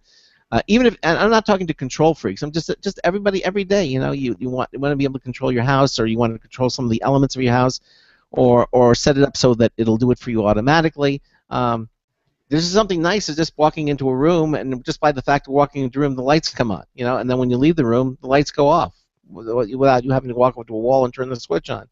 I mean, it's very nice. It's going to make things a lot easier. And again, when you leave your home, it'll actually do different lighting patterns. So if a burglar is casing your home, he'll think that you're home, and you won't have to worry about that. It'll be less subject to break-ins. I think it's just going to make the quality of life better, and overall, I think it's going to make things better. Yep, it's not. Again, it was futuristic a while ago. It was cost prohibitive a little while ago, and it's interesting now. It's going to be everywhere soon. So if it's not, maybe if you rent an apartment or a condo or something like that, and you don't feel like putting money into it, fine. But if you own a house, this is going to be, and again, this is my mother talking. She has me watching all of these renovate your homes kind of deal. Get some kind of home automation. People are going to love it. Yeah, I think so. I really do. So again, the answer to your question is a big yes. I think it's going to just make living that more easy and more fun. Speaking of easy and fun, we have time for one more quick story here from Engadget. Toshiba at this. Whoa! You ain't doing two in a row. Oh, okay. You go ahead. And yes, I had the same one queued up. Toshiba's virtual fitting room doesn't have menswear. Nope. So again, this one from Engadget, as Craig just said, Toshiba was demoing its virtual fitting room at CES this year. The premise is simple. Stand in front of a large display while your image is projected onto it. Using a Kinect for motion tracking, Toshiba software is able to superimpose various outfits onto your reflected self. Hold your right hand up to change outfits and your left to snap a selfie, which the software then throws up as a QR code so you can grab your pic. Typical of this type of thing, the clothes tend to wiggle about and were a bit ill-fitting, but they were women's outfits, so we'll give them a break there. We can see the practical applications for trying clothing combinations without having to use a dressing room if you're in a hurry, for example. Though we don't think using it for sizing would be useful at all, which is part of a fitting room's job. Still, if you want to see what you look like in an outfit, without having to get into the outfit, it's kind of novel, Yeah, and the gentleman with the picture, he's out at CES. By the way, which is still going on. It's going on through till tomorrow. That's right. He's standing in front of this LED screen, and his picture is thrown up there. Unfortunately, he has on a women's blazer, a women's blouse, and a women's skirt superimposed over his jeans and T-shirt. So, it's very obviously a niche product. It's not. It's kind of a proof of concept. More than likely, it's not an actual product. But hey, the future. It's what if you don't know what to wear that day? So you go up to your closet door, close the closet door, and you sort through. It knows all the clothes that you have that are clean, that are dirty, Yeah. and you get to pick your outfit, before you even have to try it on. Yeah, without even having to try it on. It is kind of interesting, and I think they'll improve the technology, so it'll actually it might prove to be more than just a gimmick. It might actually have a practical application. Uh, you know. So, but again, that's out at the Consumer Electronics Show, and as you mentioned, that goes on through tomorrow. And but we were out there, for the Showstoppers event, and so that was a lot of fun with Charles Tendell and Grayson Hamilton. You're listening to the Computer America Show. We're on the Blog Talk Radio Network, on the Boost Radio Network, and the IRN Radio Network. Ben and I are doing computer and technology news, brought to you by Slimware Utilities. Some of the other stories coming up. What do we got? We've got NASA has got getting into the self-driving vehicles for Earth and space. So that's a little bit of a twist there. We're going to talk about, again, out at CES, Avangant's virtual reality headset is actually something you might wear. Some of the stories are going to be coming up. Also, we have the best laptops and convertibles that were shown out at CES. We have a number of models we'll talk about. And also, if you're unhappy with your AT&T bill, AT&T has just announced something today that's going to offer customers to carry unused data from 1 month to the next month. Oh, that's going to be nice. The rollover, it's back. It's back. That's right. So we've got those stories and more. Again, you listen to the Computer America Show on the Blog Talk Radio Network, on the Boost Radio Network, and the IRN Radio Network. We've got another News Tip Bulletin review from Marty Winston. That's coming up as well. Stay tuned for more Computer America. We'll be right back. Looking for a best friend? Brother Wolf Animal Rescue has your best friend waiting just for you. The mission is to protect and enhance the lives of companion animals and the people who love them. Their no-kill rescue shelter is open year-round, making it easy for people to adopt their best new friend. This year, Brother Wolf will find homes for over 2,400 orphan dogs, puppies, cats, and kittens. All have ended up as an orphan through no fault of their own. Brother Wolf has created a safe, nurturing environment where these special animals can heal emotionally and physically until they find a lifelong home. Their life-saving transport program brings dogs and puppies from overcrowded shelters in the south to rescues in the north where homes are easier to find. Brother Wolf Animal Rescue is a 501c3 organization. To learn more about their life-saving work and to make a donation, visit their website at www.bwar.org. That's www.bwar.org. Help to realize Brother Wolf's vision when no animal is euthanized for lack of a home. Who's a good boy? Don't complain about your cable bill going up and up and up. Do something about it. Grab a pencil and jot down this special number, 1-866-663-MY-TV. The more cable TV rates go up, the better digital satellite TV looks. So, disable the cable and get more of your favorite channels in 100% digital quality for less money. Call 1-866-663-MY-TV right now to sign up for packages starting as low as $19.99 and up to 4 rooms. And there's no equipment to buy. That includes your free HD TV upgrade, your free DVR upgrade, and your free professional installation. And the best part, the pristine digital picture and sound. Call 1-866-663-MY-TV. So, what are you waiting for? Pull out your major credit or debit card. Call 1-866-663-MY-TV. 1-866-663-MY-TV. Disable the cable, cut costs, and get more. Call 1-866-663-MY-TV. 1-866-663-MY-TV. Happy to see you. It's Marty Winston with a News Tips Bulletin Review for Computer America of the Jill E. Just Silwax laptop bag. Jill E. Designs bags are an admitted favorite here for how well and elegantly they accommodate our tech and other cargo. Their Just Silwax 15-inch laptop bag sports 2 zip-top 7-inch by 6-inch pockets up front and inside an arsenal of carry conveniences. A zip-to-open frontal pouch offers a handy place to stash tissues or vitamins or trade show badges, for example. Under its zipper are 2 pen-sized sleeves, a 3-finger wide pocket, and a 4-finger wide pocket. Pack whatever else you want in the 2 to 3 inch depth of its main chamber space. Behind it and forward of a padded divider is a pouch that can fit a 10-inch class tablet, and on the other side of the divider, a perfect place for a notebook, both secured by a Velcro attached top strap. Close the main compartment, and there's still a zipper over compartment big enough to hold documents or magazines, remember those? Plus a second, slightly narrower zipper at the bottom to let you slide what you need in or out in tight spaces like airline seats.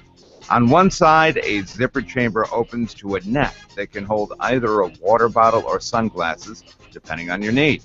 Bottom line, the Jill E Designs Just Silhouette's 15-inch laptop bag straps a lot of happy over your shoulder. This is Marty Winston with a News Tips Bulletin Review for Computer America.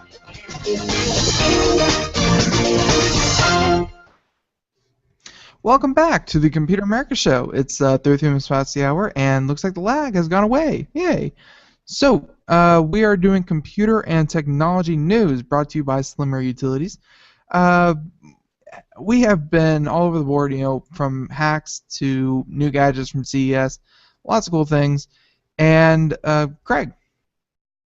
Yes. Oh, yes. There you are.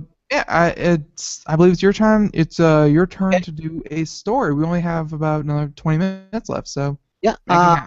Avangant's virtual reality headset, which is being shown at CES 2015, is actually something that you might wear, again, according to Popular Science, or at least wearing it shouldn't start any bar fights. Okay. At first glance, Avangant's Glyph looks like a sizable pair of headphones you might see on any young urbanite. This is so clever, though. It's only upon closer examination that you see what sets it apart. Think of a standard headset, with a band goes over you and you have one on each ear. But now envision taking the headset and rotating the band that's holding it to your head over your eyes. Okay, that's what happens. So like a Geordie LaForge kind of deal. Right. Within its connecting headband are two eye holes that allow users to watch videos anywhere they please. You see, the Glyph is actually a virtual reality headset in disguise. It looks like an ordinary headset, but when you put the band over your eyes, there you go. Well, they go on to say, well, kind of. The Glyph isn't specifically geared towards virtual reality. Unlike the Oculus Rift or Razer's OS VR, the Glyph gives users the option to view any movie, TV show, or other piece of media at any time. Simply hook the Glyph up to your smartphone, tablet, or gaming console, and the video appears right before your eyes. Plus, it accomplishes this without the use of screens. Instead, the Glyph uses a virtual retinal display, a series of micro mirrors and optics that transmit light directly into the viewer's retina. Jeez. The result sounds scary. Yeah, the result is a moving image that looks somewhat like a large movie screen located 8 feet away from you. That's really slick. And again, the Glyph doesn't scream VR headset. Let's say you put on the Oculus Rift. Everybody knows what you're doing. I mean, you can't see your eyes. It's a virtual headset. It encompasses half your face. Yet the Glyph is compatible with VR if you want it to be. The headset has head tracking capabilities, meaning you can turn your head left and right within a 360-degree environment. Plus, it supports any standardized VR media made for other headsets. However, the CEO says that Glyph isn't completely about immersion. It's more for the traveler who is wary of looking at his or her tiny smartphone screen to watch a movie or a video clip while in transit. You can wear the Glyph as a headphone on a bus or plane, and then when you want to watch something, simply tilt the band down in front of your eyes. Isn't that slick? Avangant's original version of the Glyph was a bit clunky, but their most recent model, showcased at this year's CES, looks like a product that people already wear today. Looks like one of those, what was the big headsets from Apple, what are they called? Beats, the big ones. Beats by Dre. Yeah. While other headsets may give users a much more immersive experience, most aren't ideal for wearing out in public, right?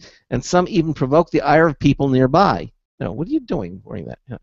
The Glyph doesn't scream VR headset, which may be crucial for it to succeed as a VR headset. Okay.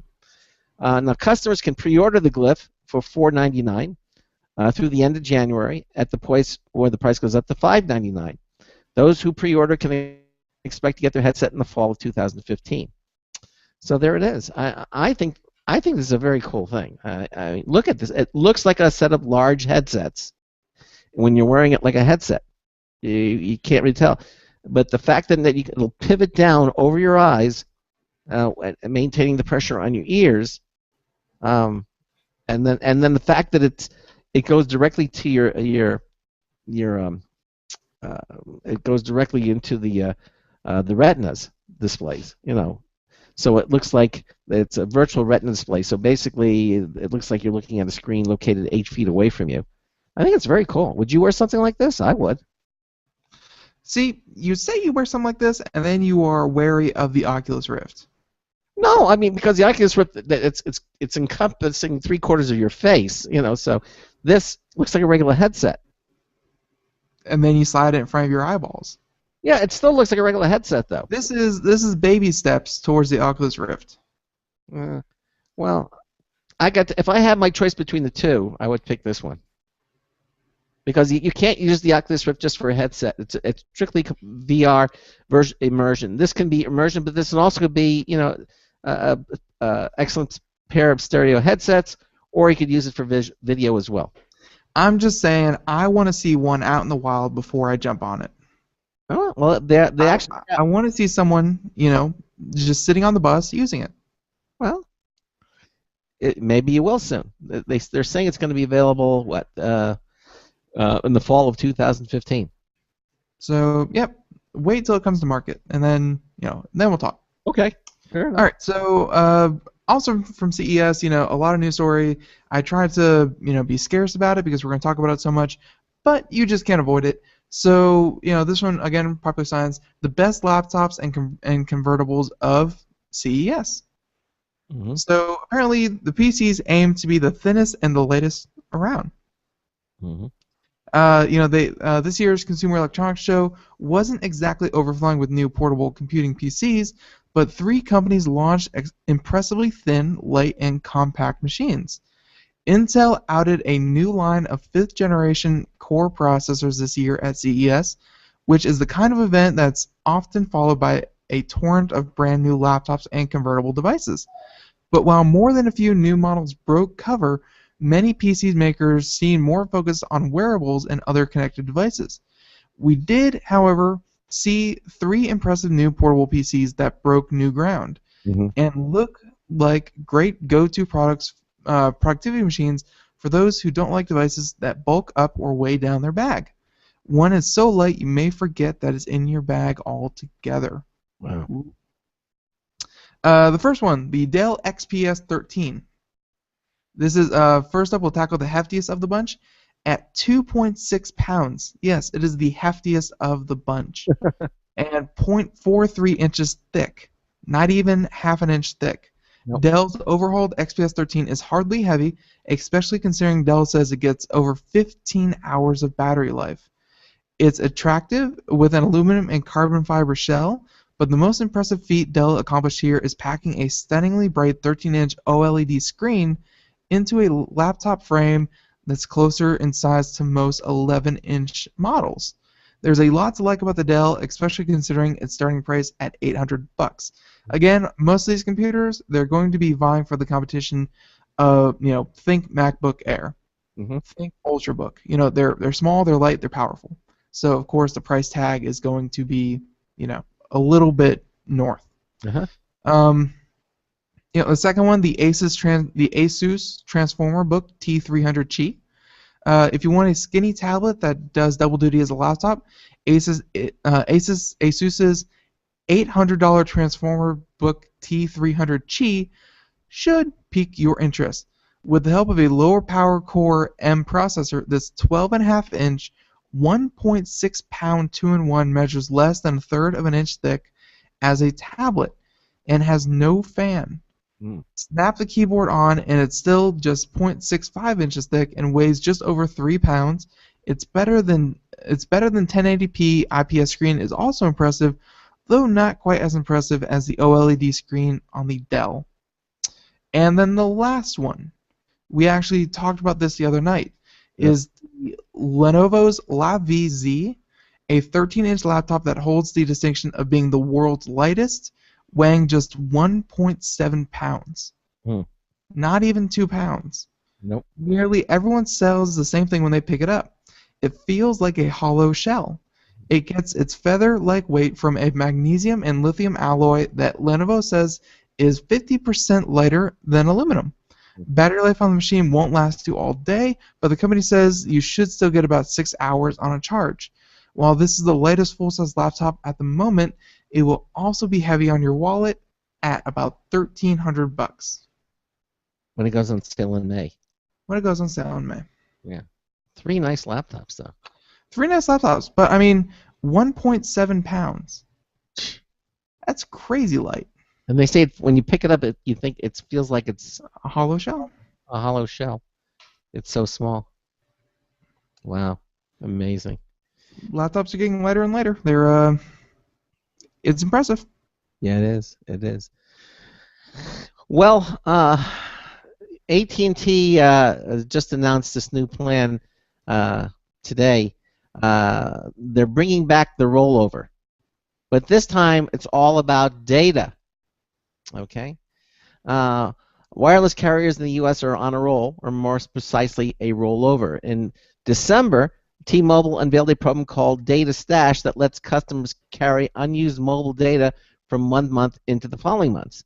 And now AT&T has announced that it will offer rollover data to its own mobile share value customers, the newcomers as well as the existing ones. Okay, AT&T's program announced today, no, actually yesterday, allows for any unused data a customer has paid for during the month to roll over to the next at no additional charge.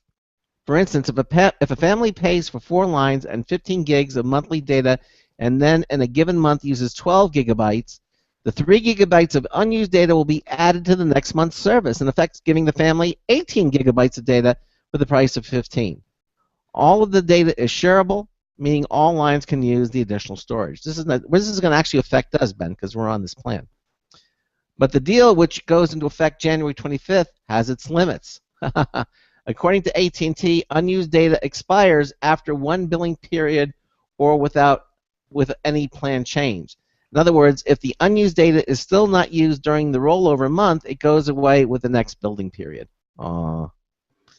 Meanwhile, T-Mobile's rollover program also goes into effect this month. The Data Stash offering allows any customer with plans featuring 3 gigabytes of monthly data or more to roll over unused data to the next month. That rolled over data gets stored for the following 12 months. In addition, new and existing customers get an initial 10 gigabytes of free data for the stash to kick things off, and that bonus data lasts through 2015. That's this year. If you buy data, it's yours, T-Mobile CEO said on a webcast after the announcement. With the dueling rollover programs, AT&T and T-Mobile are stoking in an already hot trend among carriers looking for new ways to entice subscribers. That's been good news for deal-savvy customers, but not so good for the carrier's finances. AT&T's new offer should increase pressure on Verizon to offer a similar deal, okay, though Verizon has resisted recent moves to a greater extent than competitors. Preferring to target discounts at individual users it considers at risk rather than sweeping discounts or widely available offers. The rollover concept has deep roots at AT&T, which in an earlier incarnation let customers take unused calling minutes from 1 month and add them on top of their next month's plans to limit the chance of incurring overcharges. AT&T eventually abandoned the features when the industry turned to unlimited talk time as data became the new expensive component in wireless plans. In fact, AT&T owns the rights to the term rollover. I didn't even know that. Did you? Rollover AT. I guess roll back is Walmart, so, you know. Yeah. Well, yesterday, the competitor took to Twitter to taunt AT&T, saying that only day 7 of 2015 and my predictions are coming true. Okay. So that's basically it. The article finishes up there, but that's basically it. So if you're an existing customer or of AT&T or a new one, you'll be able to roll over your unused data minutes now.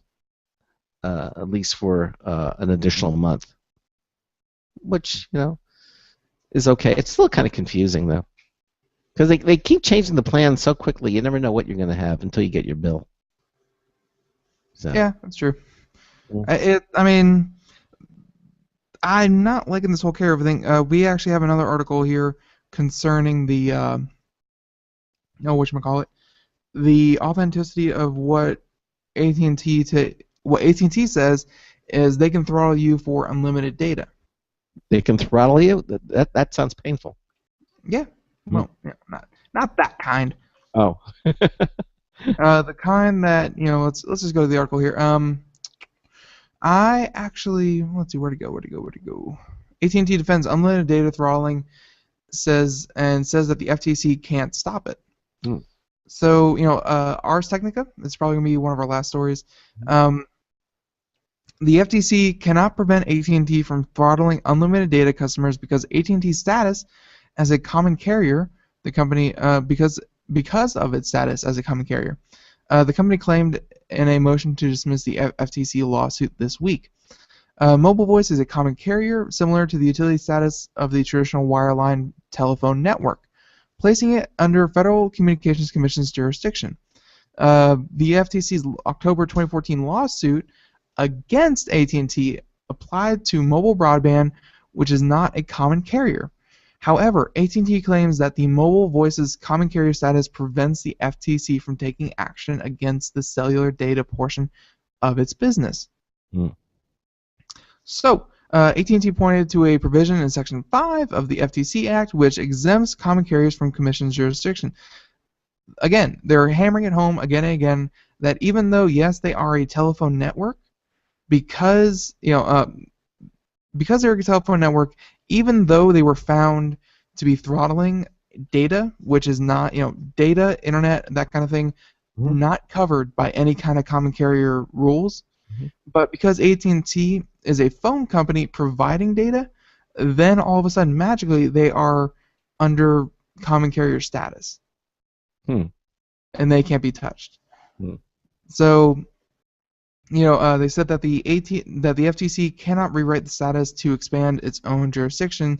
Despite this argument, in October, AT&T settled a lawsuit filed against it over the alleged bill cramming, agreeing to pay $105 million to refund customers billed for unauthorized premium text messaging service. The author asked AT&T why it accepted the FTC's jurisdiction in the text messaging case but not in the data one, and the company said it would provide a response today. And that includes their update, that they have to the story, and they have a quote here. In 2002, an FTC. No, I'm not going to read all that. That's a lot. But yeah, that's just the gist of it. Where even though AT&T was throttling, it says that they're completely within their right to do that, and you can't touch them for.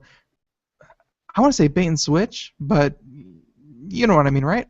Yes, bait and switch. Yeah, they were offering customers unlimited data, and then they were throttling them when they were using too much data. Yeah. So it's AT&T with this rollover plan. I mean, it's a good step, but I can't help but feel like data should be easier to come by. Yeah. Well, and I'll tell you what, it gets so complex. I was over at an AT&T store today looking at the different data plans, and they keep changing them. Week by week, they keep changing them. They just changed it again this week. We went from 10 gigabytes to 4 gigabytes. Now they have the 4 gigabyte plan is no longer available. Now they have a 7 gigabyte. I mean, it's just so confusing. You don't know which way to go at this point. And and you're somewhat tech savvy. You know what I mean? Yeah, and it's just so very confusing. Imagine how the average person feels. Yeah, I can. It's just terrible. Well, there's an article here which is saying 5 ways to lower your smartphone data consumption. And they try to find out which apps and services are the worst offenders when it comes to chewing your data plan. Okay. And they list these 5 programs, and one of them, and not too surprising, is YouTube uploads. You know, you just can't wait to share that epic video of your friend wiping out on a skateboard, or your totally legit Bigfoot sighting. Well, upload at your own risk. Depending on the settings and the various other factors, each minute of HD video you shot can be as large as 200 megabytes. So if you just uploaded 5 one-minute videos per month, that would eat a full gigabyte of your data allotment. You know, they're saying wait till there's Wi-Fi, okay? And use the Wi-Fi connection, not your cellular connection. Number 2 culprit, video chats.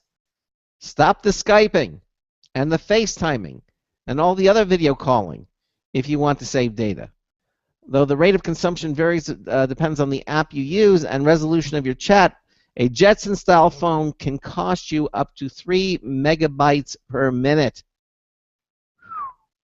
Wow. That's a lot. Yeah. Number 3, online gaming. Don't worry, trivia crack addicts, turn-based games like this and Words with Friends aren't heavy data users. However, real-time action games like Asphalt 8 and Modern Combat 5, Blackout, are a different story, with some estimates pegging their data use at 1 megabyte per minute of play. 1 megabyte per minute! Wow. Of play.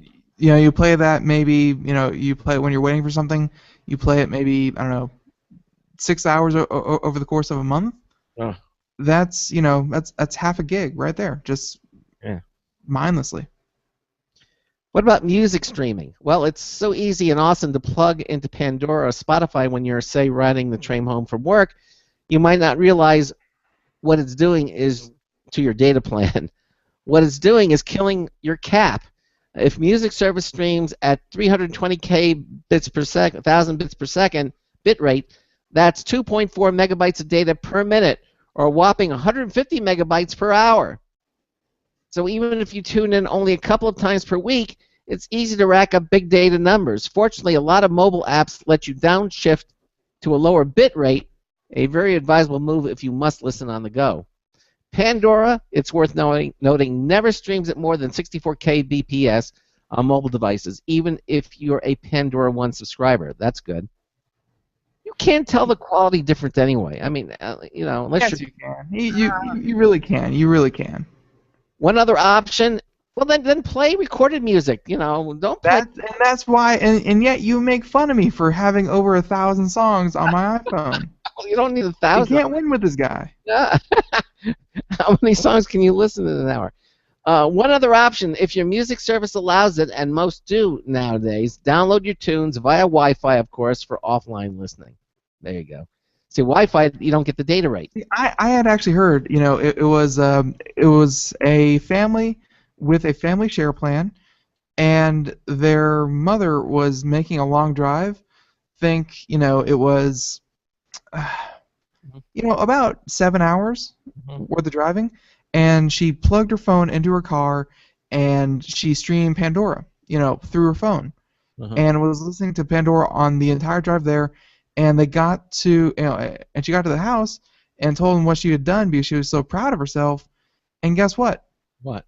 She had used 80% of their data cap for the entire month. Oh my God! In 7 hours. Yeah, really. Nice to have satellite radio. You know, streaming it takes so much data. It's crazy. The last one, of course, is video streaming. If music streaming is bad, video trumps it out by an order of magnitude. Awesome though it may be to binge on episodes of Black Mirror or trending YouTube vids when you're on the treadmill at the gym, streaming can allow as much as 50 megabytes per minute. Wow, that's according to Netflix, which estimates 3 gigs per hour for HD video. So there it is. Those are the 5 culprits. If you want to cut your video consumption down, certainly this is something that you ought to be aware of. Those 5 things, YouTube uploads, video chats, online gaming. See, and that's why I'm not particularly a fan of the rollover data, is because, you know, the caps are so low anyways. It's so rare that you're going to have more than a gig, you know, to roll over anyways, if not right up against that. So rollover, I mean, nice buzzword, but I don't see it really helping too many people out. Yeah. Because, I mean, if you're not hitting your data cap, then, why do you need the extra data anyways? This is true. This is true. And it can get away from you so quickly. That's why if you're ever, if you have Wi-Fi in your home, something you're using Wi-Fi, you don't have to worry about it. You're not using the cell phone data, but whenever you can use Wi-Fi, that's what you should use. A lot of the companies now, if you have Wi-Fi connection and you make even a phone call now, you can go over Wi-Fi, or use Skype. But when you're video, all those things can really eat into your data plan. So just be very careful. At least be aware of it. All right. Oh, and probably one thing that they didn't mention there was tethering. If 90 seconds. Yeah. If you want to use your phone as a mobile hotspot, all the data that those computers are using goes straight through your data plan. Yeah, exactly. Unless you're connected via Wi-Fi. That's it. Very true. Yeah. Okay. Coming up tomorrow night, we're going to have the man himself, Mr. Bond. Ralph Bond is going to be joining us here. We've got some interesting topics that we're going to be doing tomorrow night with him. And some of those include 60 seconds. The top tech surprises and disappointments of 2014, hardware that could change how you sleep, and how to make your secret chats stay secret. Okay? So these are some of the stories that we're going to be dealing with Ralph. Again, he's with Autodesk, and he joins us on the second Friday of each month, and he's going to be with us for both hours. Again, thanks so much for being with us, and again, thanks to Typeform for being with us here in the first hour, and we're going to have them back on an upcoming show in the near future to get better coverage. That about wraps it up. Thank you so much for being with us here tonight, and Ben and I will see you tomorrow night. So until tomorrow night, this is Craig Crossman hoping that your hard disk never becomes floppy. We'll see you tomorrow night.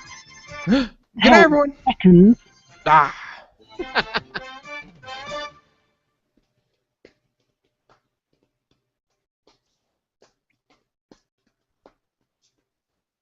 Thank you for using Blog Talk Radio. Goodbye. Okay, everybody, thanks for watching. And we're so glad that you joined us tonight. And Ben and I will see you tomorrow night. Have a good evening. Good night, everyone. Good night, everybody.